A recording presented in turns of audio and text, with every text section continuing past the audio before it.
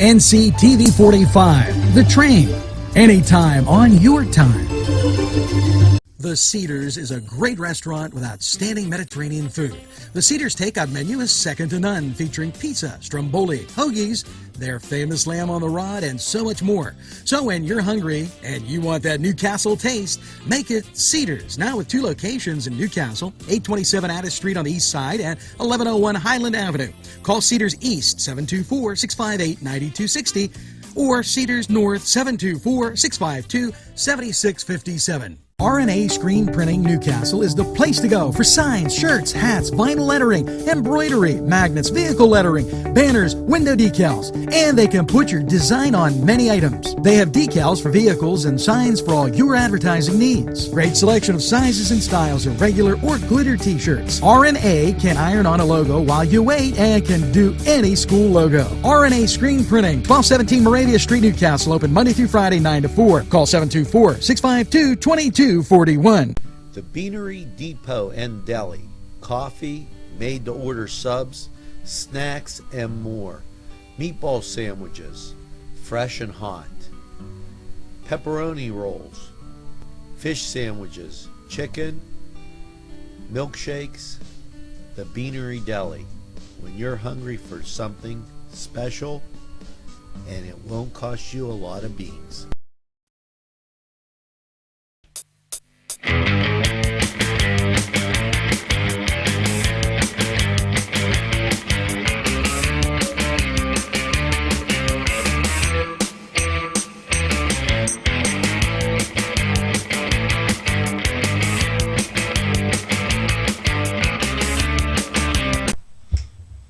Welcome back to the Cedars Sports Corner here on NCTV45 and NC Radio 450. Glad to be back with you here on the Cedars Sports Corner. We are the Fantasy Football Toolkit, along with Alex, the Saint Delaverson. I'm James, the Value Man / the I Need a Haircut Man Dotson. How we doing tonight, Alex? I'm doing great, and yeah, you could use a haircut, but I need to shave, so I mean, no one's perfect. What are you gonna do? Well, apparently we got some new nicknames going along here, Yeah. so that's just what happens when you're not here for a couple weeks. A few weeks ago, I thought we were gonna start introducing me as Alex Pink Eye Delaverson. Well, thankfully that's.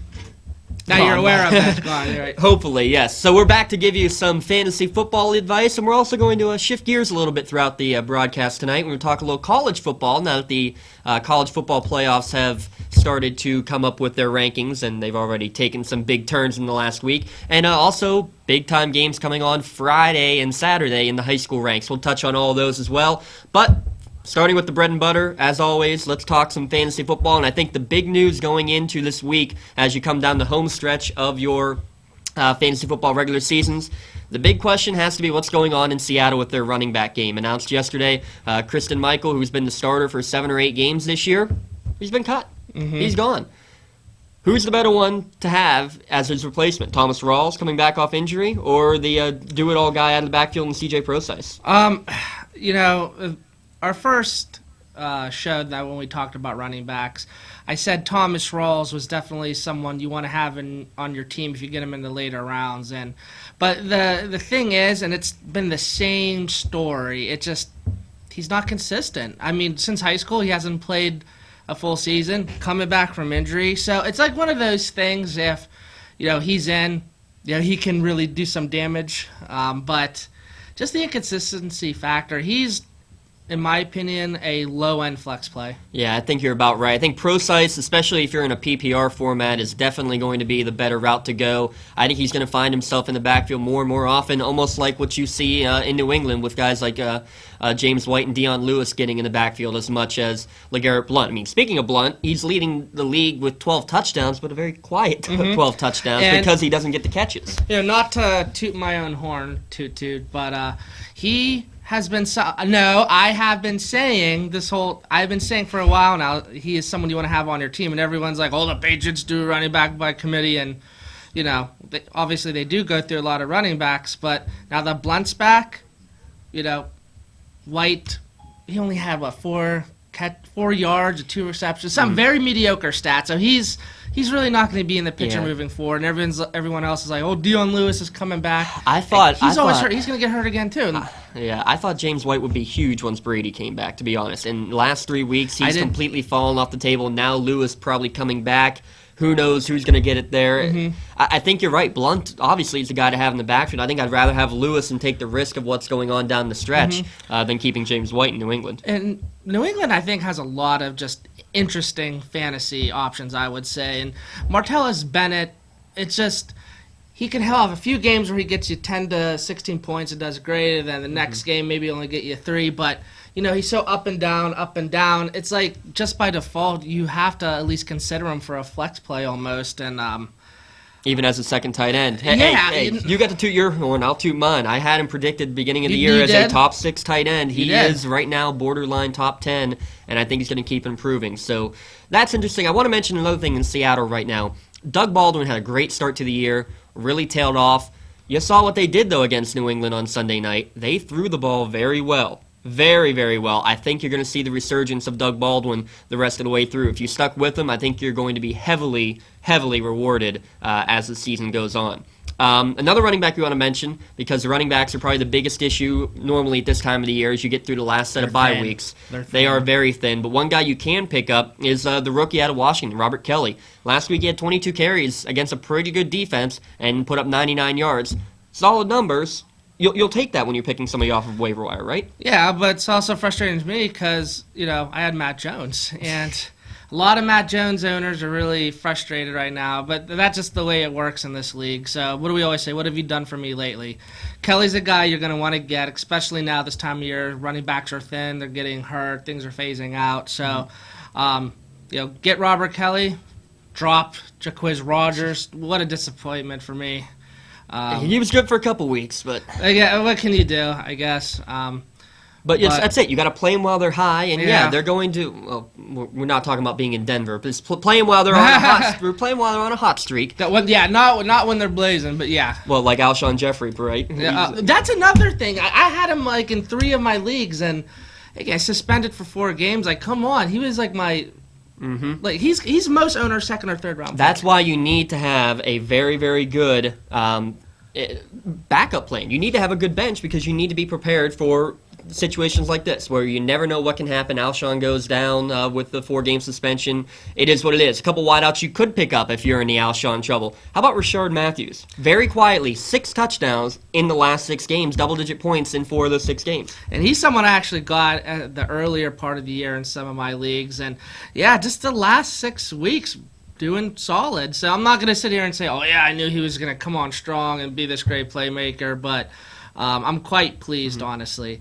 And talk about someone who is kind of hot at the moment. How about Marcus Mariota? Yeah, well, that's exactly what I was going to say. Last year I was really high on him, too. And, he's 4 touchdowns last week? Yes, 4 touchdowns last week. I think 3 the week before. And more than anything, I thought, 4 weeks ago, he had a couple great games in a row, did Rashard Matthews, okay, but it's Mariota. Then he has another good game. It's okay, maybe, but still, this feels like a fluke. And after 4 games, 5 games, eventually you have to say, okay, this isn't a random streak. This is legit. 6 straight games. That's over half the season, and he's got 6 touchdowns in that time. So he's a big guy out there in about 60% of leagues still, believe it or not.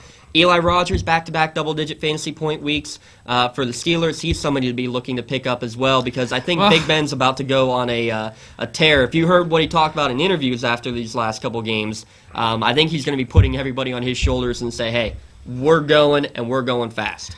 Yeah, well, we only have a minute here before we wrap up, and I don't want to get started on Ben because our producer will start busting my chops, but what a disappointment the Steelers are. But I do think you're right. Since now Cam Hayward's out for the year, their defense is just so disappointing. Now they're losing one of their best players, so maybe they're going to be playing from behind most games. I don't know. So, again, if you're in need of a flex play, get an Eli Rogers. You're not predicting a Steelers loss in Cleveland now, are you? I don't want to make that prediction. I wouldn't either. I really just don't want to make that prediction. We'll talk about better predictions, as in some good predictions coming up for this week in fantasy, as well as what to predict the rest of the college football season when we come back here on the Cedars Sports Corner. Come to Big Polly's Sports Bar in Newcastle. The place is spacious with all the seating you'll need, with 2 bars and a huge menu that features wings, pizza, sandwiches, burgers, pasta, and fries. Big Polly's is just right to watch the game. You'll love the sports memorabilia throughout the bar. There's plenty of parking, too. Big Polly's Sports Bar. in Newcastle at 207 East Long Avenue. Call 724-658-8800. That's 658-8800.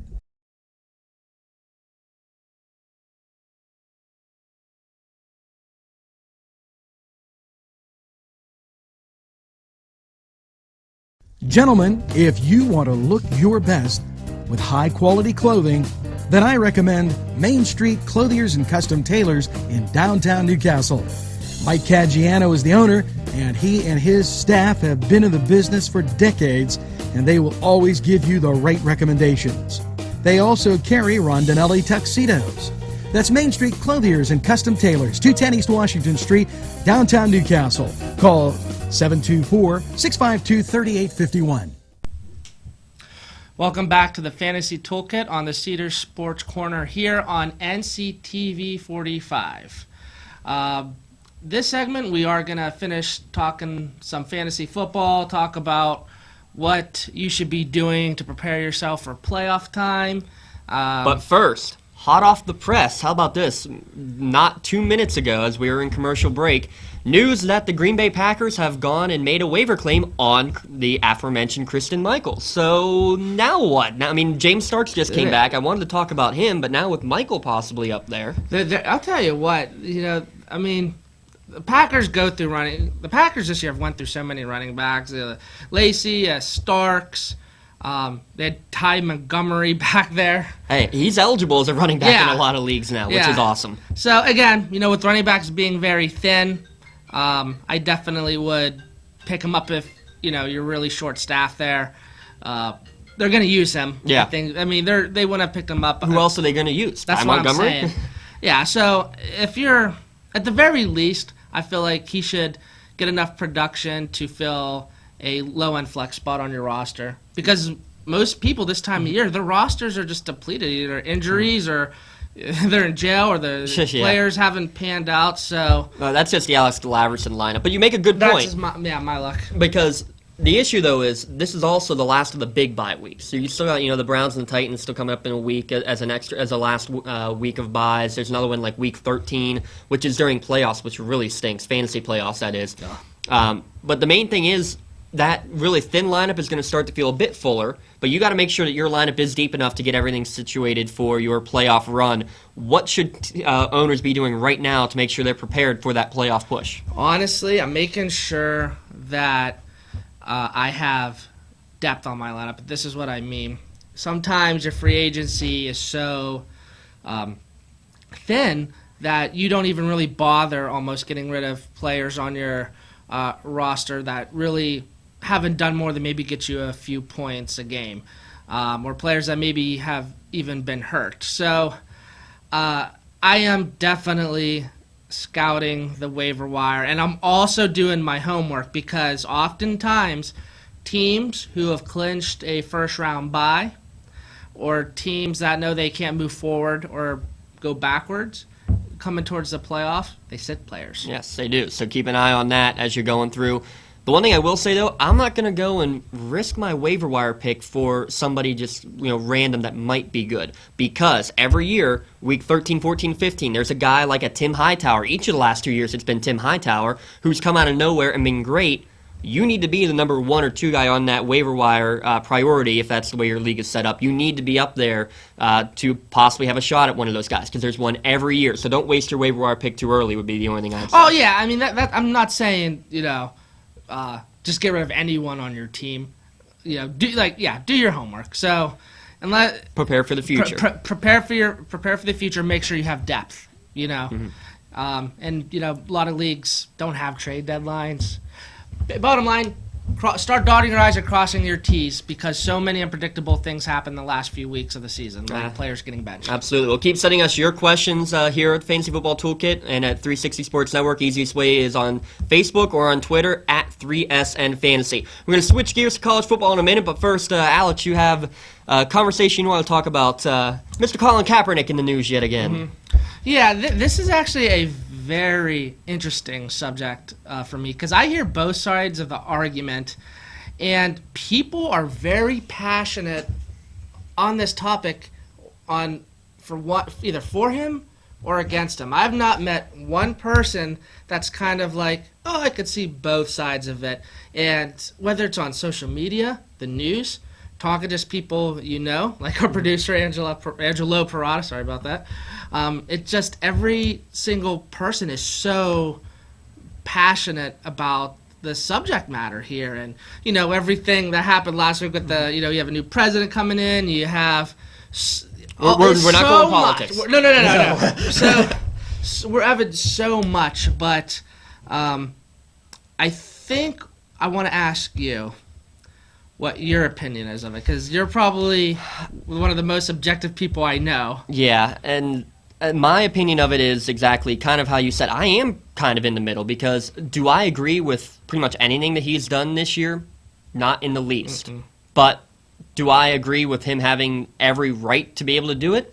Yes, I do. And a good point that's been made that makes me think about it a little bit more is that, protesting on a job or demonstrating religion on a job. I mean, Tim Tebow was that all the way through his time with the NFL. You can almost say, though, that creates conflicts of interest, and that can be a no-no. So that's something I got to think a little bit more deeply about. But in terms of choosing not to vote, hey, that's everybody's choice. In terms of protesting something you don't believe in, like the one thing I don't agree with is somebody saying, well, you don't like how it is here, then you can move. That's fine. That I don't agree with. You want to make your country a better place, so. I don't agree with the methods that he's done it, but hey, here we are again talking about it. Therefore, he has been successful in doing what he's needed to do to bring this decision to light. I think how I feel is that, he shouldn't. I wouldn't throw him to jail or anything like that. He's not breaking any laws. But, our producer, Angelo Parada, kind of said it best. It's an on-the-job type of thing. So if I do that, or if anyone does that, they're at work, whether it's politics or religion or even personal life, you get reprimanded, you can even get fired. Is he allowed to do that? I guess so. I guess the NFL is saying he can. He doesn't have to vote. He's not forced to vote. And you have people that say, you go out and should vote, and I obviously think you should. But at the end of the day, if I had to pick one, I'd say, no, I don't think that's a good idea. So look, even your tablet right here is like, it's so emotional right now, it just can't start bursting out. So it really is, and I don't know what's going on over there. But James Harrison said if anyone on his team doesn't if that anthem, he's gonna again, in the end, he's doing something that's made everybody talk about it, and that's, I think, what's most important there. We're up against a break, so we're going to take a quick one. We're going to talk briefly about the college football playoffs, and then we'll get into the high school playoffs coming up this Friday. That's when we come back here on the Cedars Sports Corner. If you want to score big, then get over to Shenango Auto Mall. George Fiacco, General Sales Manager, and his experienced staff will be glad to talk to you about all the amazing used car deals from their huge inventory. Lifetime powertrain warranties, extended warranties, and guaranteed credit approval. They have a body shop and full detail shop. It's not your normal used car lot. They also buy cars, trucks, and SUVs. Shenango Auto Mall is located at 2515 Elwood Road in Shenango Township. Call 724-698-7304. The Branding Iron Bar and Grill, a great place to gather. Some examples from the menu: 45-cent jumbo wings with 30 different kinds of sauce, meatball sub and fries, $5.50, hot cheese balls and burgers, and delicious large sandwiches. Stop in during happy hour, 4:30 to 7:30. You can dine in or take out. The Branding Iron Bar and Grill is located at 2221 Ben Franklin Highway, Edinburgh. Call 724-658-1210. Back here at the Cedar Sports Corner, he's the Saint, I'm the Value Man. We want to talk real quick about some local sports. First with college football, the new rankings out. First off, number 2, 3, and 4 all went down last week. That hasn't happened since 1985, 86, something like that. Michigan was number 3. They're still number 3. Clemson was number 2. Now they're number 4. 1 is Alabama. Ohio State jumps to 2. It's Louisville who's left out, along with Washington. And then 2 more Big Ten teams, Wisconsin and Penn State, are at 7 and 8. Here's what's really crazy. We want to talk about Penn State real quick, because if they win out and Ohio State beats Michigan, Penn State's the one that goes to the Big Ten championship game. If they win that, how can they not make the college football playoffs, especially if Ohio State does, when they beat Ohio State and Ohio State didn't even make the title game? That's where I want to ask you there. How does that possibly happen?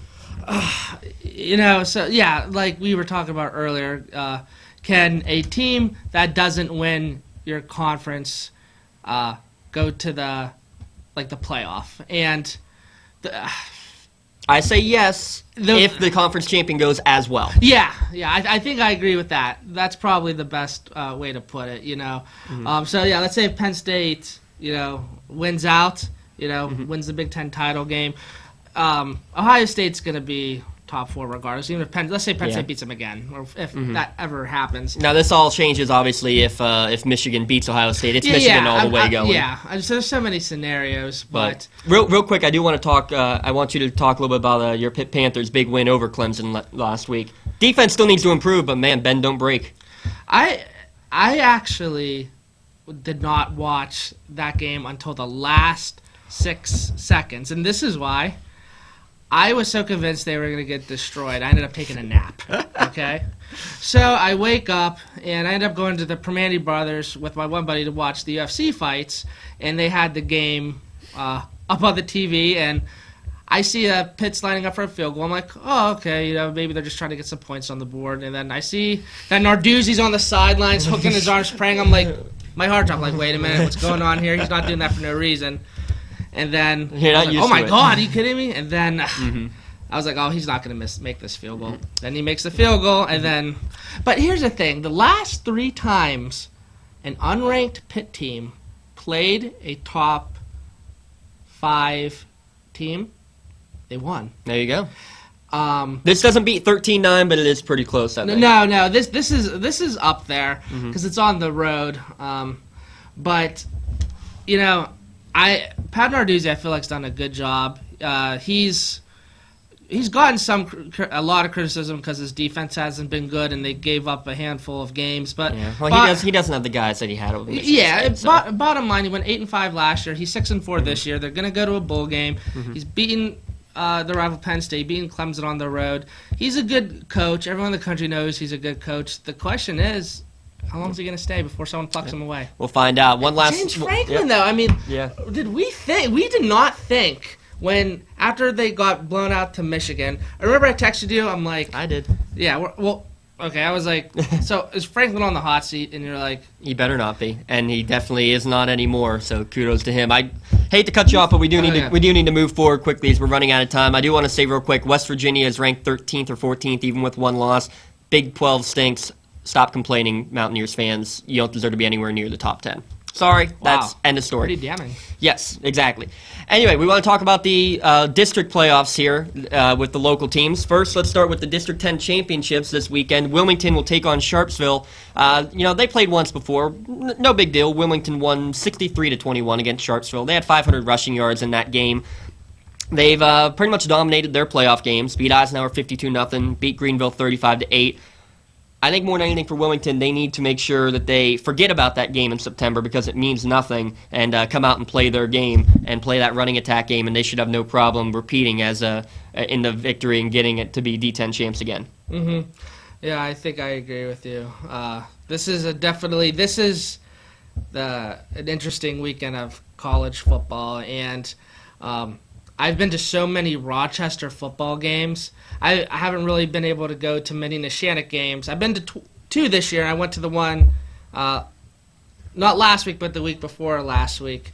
But all of a sudden, here I am indoctrinated in Rochester's Rams football just because of the way work has turned out. Well, and that's a very good program down there. They're playing against Jeanette. I think it's a great game. I'm predicting Jeanette to pull that one, or I'm sorry, Rochester to beat Jeanette in that one for sure. That's on Saturday. Another game on Saturday, another semifinals in 2A is the 2-3 matchup between Neshannock and Washington. And Neshannock, man, are they putting up points? 60-21 in the first round against Sarah. 71-28 against Cardinal Warlord Catholic. That's a Whippeal record, by the way. We got shot out on Monday Night Football or Sunday Night Football. Yeah, for beating Michael Tomlin Jr. and Joey Porter Jr. and the coach Jason Gilden. But all that aside, they're playing a really big team in Washington. Really big offensive line. They have lots of guys who run the ball. They have 3 or 4 guys, all with 400 rushing yards or more.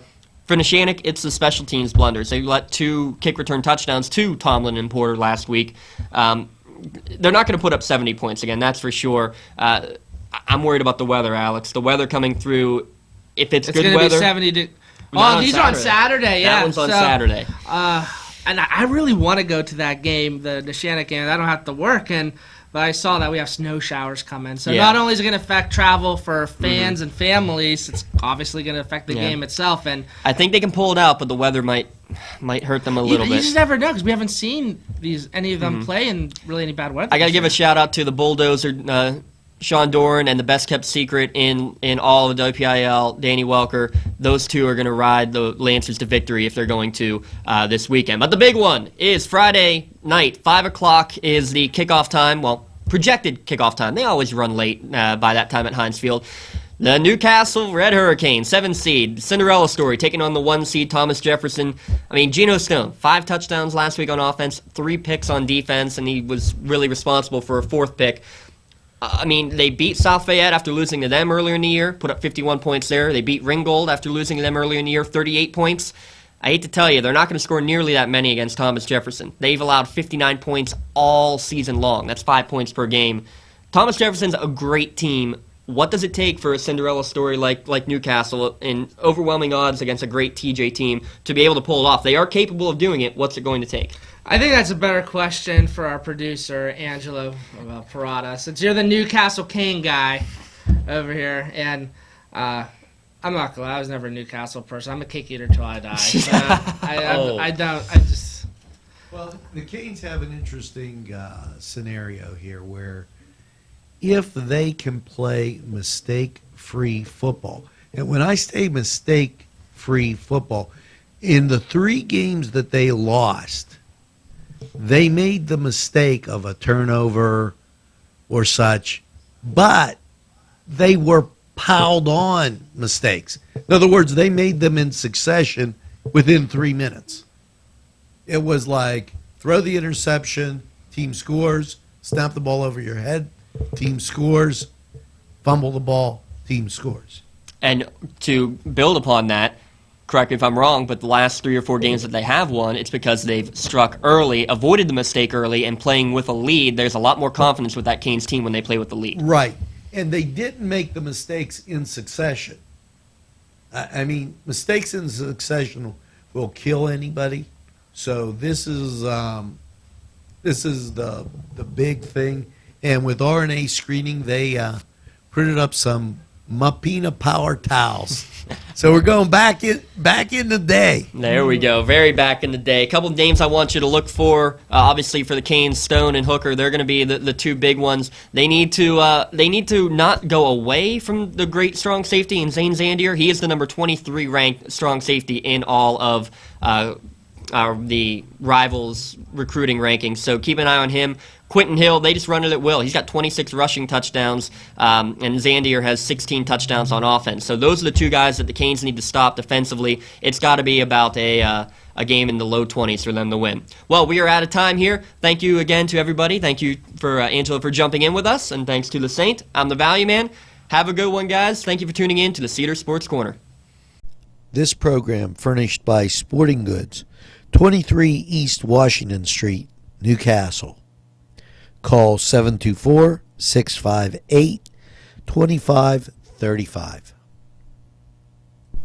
Funding for this program provided by Washington Center Physical Therapy, Norm A. Gabriel, MSPT, ATC owner.